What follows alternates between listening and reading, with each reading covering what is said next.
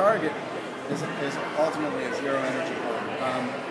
We're up against a couple of challenges. I mean, there's some additional design features that go into these homes that make them extreme.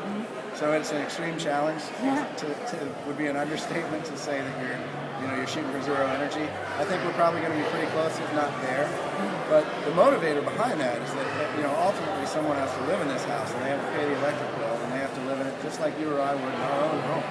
And to burden them with something that takes too much energy because it's so much bigger than what they're used to, or it has so many more lights, it's setting the family up for failure. And that's the exact opposite of what we're trying to do with these builds. We want to put everyone in a position where they not only can live in it in the short term, but can succeed long term.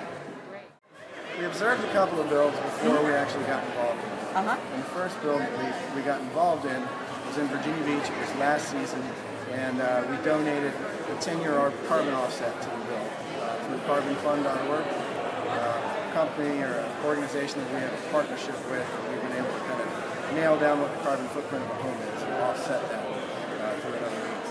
And so that was the first opportunity we got to really be not just a spectator, but someone that was kind of on the ground and involved and asked to do more than we expected to probably do.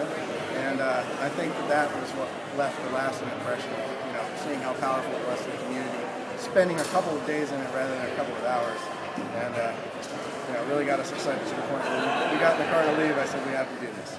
So the emphasis on it's not about the money, it's not about the exposure. You go into this project believing that that's going to be your return for your time invested, I think you're kind of setting yourself up for failure.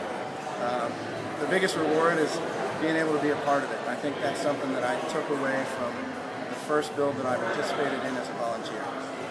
Being able to feel the excitement in the community and feel it on the ground, and to feel how much it meant, not just to the family that was getting the home, but to the volunteers that were out there every day, blood, sweat, and tears, pouring everything they had into the build to get it done on time.